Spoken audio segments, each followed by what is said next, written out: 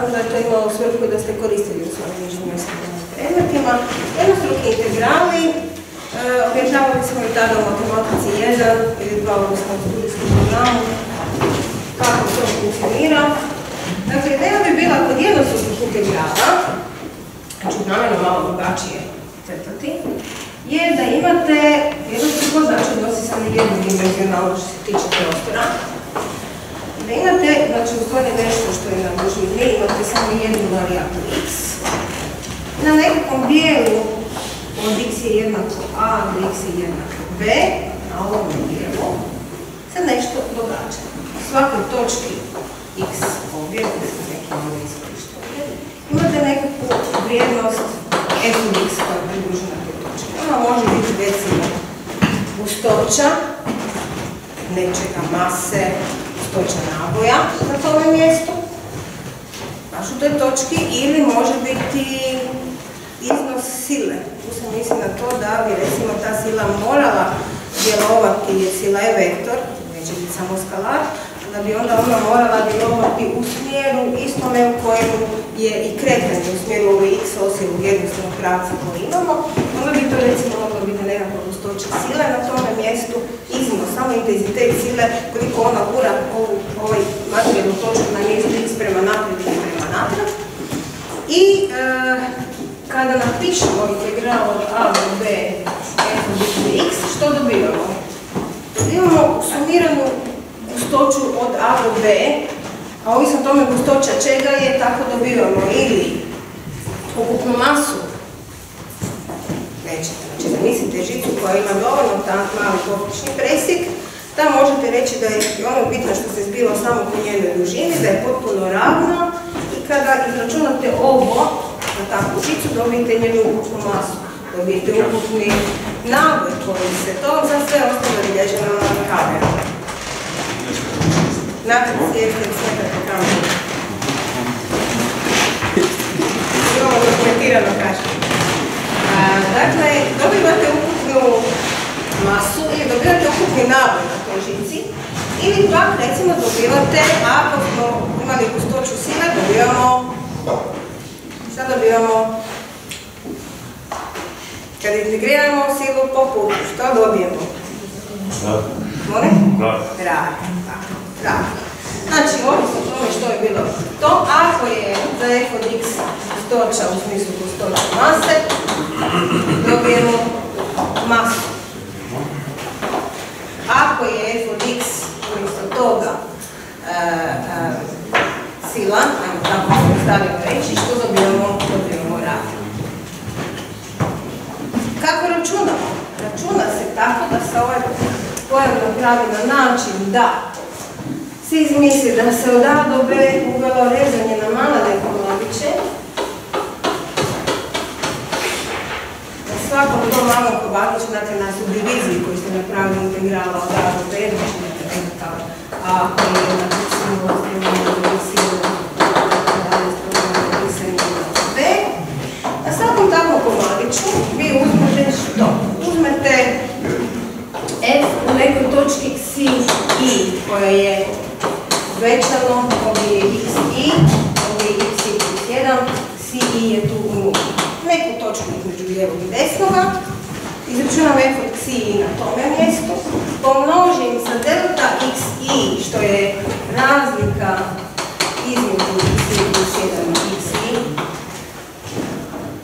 Što je onda ovo, recimo u slučaju gustoća? Masa ovog malog komadića. Ako zbrojim mase svih malih komadića, od prvoga do zadnjega, dobijem grubu približnu aproksimaciju cijele mase. A kada ću dobiti točno? Dobit ću točno ako gledam da imam sve više takvih dijelova i da svaki pojedini komadić postaje beskonačno mali. To je tehnologija, kako se recimo može najjednostavnije objasniti što je u stvari integral, dakle kako preko integralnih suma i pomoću jednog apstraktnog matematičkog alata koji je granična vrijednost limes, može se doći do tako nečega kao što je savršeno točno izračunati rad, savršeno točno izračunati gustoća za ovakve objekte i za linearno promjenjive gustoće masa naboja sila. Dobro? To je nešto što znamo od ranije, ovo je čisto ponavljati. Budući da ćemo sad malo ponavljati, ovo ćemo još malo ponavljati i na način da ćemo probati se učiti kako se to uopće računa. Dakle, za svaki slučaj, ako ste previše matematike zaboravili, ja ću sada ovdje riješiti jednu primjer.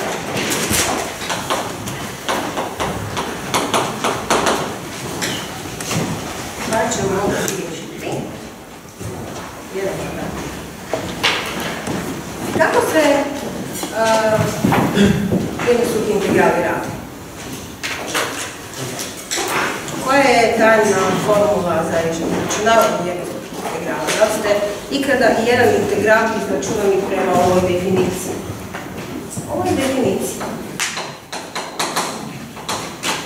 Koliko ste integrala izračunali preko definicije? Da ste računali integralni slon i onda računali granične vrijednosti? Vjerojatno nikako.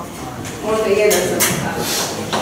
Ono što je efektivno, što pomaže da se riješi, je jedna formula koja nije definicija, nego nešto što su ljudi izveli i dokazali, a zove se Newton-Lagrangeova formula koja kaže da bi ovaj integral, zahvaljujući Newton-Lagrangeova formula, bi se dalo lagano izračunati na ovaj način, jer funkcija veliko f ima veze sa funkcijom malom f. Na koji način? Funkcija veliko f je... Šta je funkcija veliko f? Funkcija veliko f ima svojstvo da kada deriviram dobijem malo f, jel da? Znači ona je antiderivacija funkcije malo f, njena primitivna funkcija, kako već hoćete ih zvati. Dakle, ovo je formula, primitivna formula kako računamo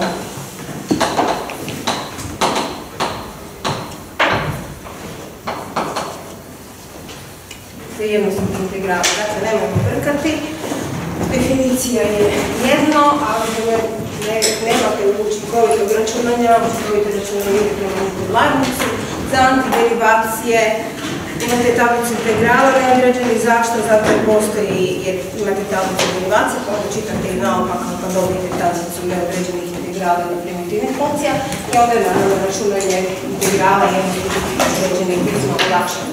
U zadacima ajmo probati nešto jednostavno. Zovite, možete malo više slova pisati. Će se vidjeti ovo. A mogu, da. Samo nismo baš... Ali zamijaju. Da. Ne, da oni pitaju zbog sebe. Da. Mislim na kamere. Dobro, vidjet ćemo. Sad kad rješavam zadatak. Znači, prvi zadatak danas. Nešto jednostavno. Izračunati određeni integral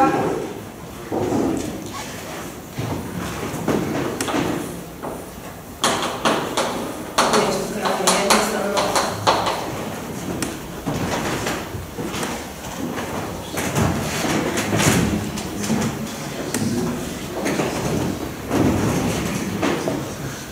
Ovo je da je to teško naučiti. Radimo Newton-Lagrangeca. Sjetimo se da je sinus x, kad deriviramo, koliko je? Dobijemo kosinus x, a kada kosinus x derivira, koliko dobije? Minus sinus x. I to je sve. Znači, ako je f sinus x antiderivacija je minus kosinus, znači minus kosinus x u granicama od 0 do pi, ovako pišemo jedan, sada nemamo nego ustiti, minus kosinus pi i minus kosinus u nuli. Koliko su kosinus u nuli i u pi? Koliko je kosinus od nule? 1. Tako je. A koliko je kosinus od pi? Minus 1, samo svih silnih minusića. Ovdje imamo 1 plus 1 je ništa. Ovo je idealan zadatak za drugačiju još interpretaciju koja je također jako korisna kod integrala, a to je, ne možemo baš zamisliti gustoću koja se mijenja po sinus x-om, mogla bi biti sila. A jedna puno tipičnija stvar koja nam ovdje pada na pamet je da nacrtamo sinus x funkciju. Ovo je to 0, ovdje je 3, ovdje je 2pi, ovdje je y je sinus x. I koji je smisao ovog integrala koji smo sad upravo izračunali? Površine odvijedilo od 0 do pi, znači samo ono. To je drugi geometrijska moguća interpretacija. Dakle, vidimo logični stavljanje formule s obzirom na fizikalni smisao što želimo postići sa jednog integrala. Vidimo jednu primjenu i vidimo drugu tipičnu upotrebu jednostavnih integrala koje su površine. Može? Lagano. Ima pitanja? Sad ćemo riješiti još inozad. Dobro da ja više nešto.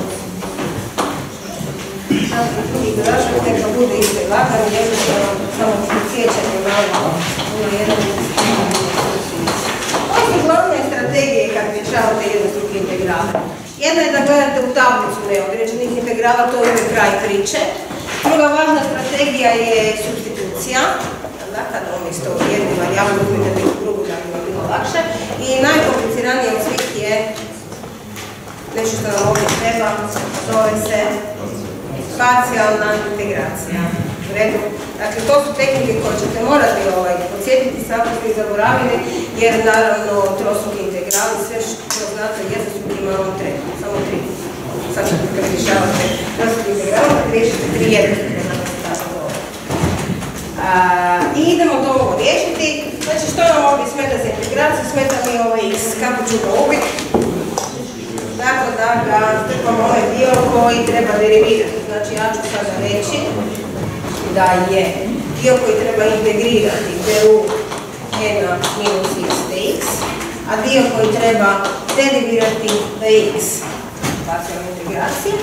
I iza toga kažemo u redu, onda je u integral od n minus x dx, a dv je dx.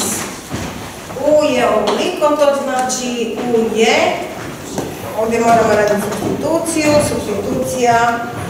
substitucija baš ovdje je lagana, toliko da mogu reći da ću povesti po znak diferenciranja, mogu reći to je minus od n minus x d minus x, kada integriram eksponencijalna funkcija je jedna od onih koje preživljavaju i deriviranje i integriranje, pa je rezultat n minus x,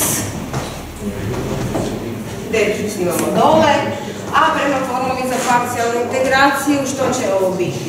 Integral od b du je u puta v, znači minus x n minus x, minus integral od u dv, znači n minus x dx.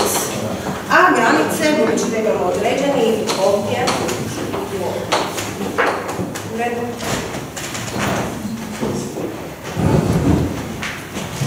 I sada to porješavamo, znači ovaj prvi ide minus od 1 puta n minus prvu, minus minus plus 0 puta n minus 0 plus n minus x je ponovno isti ovaj integral od dole, znači minus n minus x u granicama 0 do 1.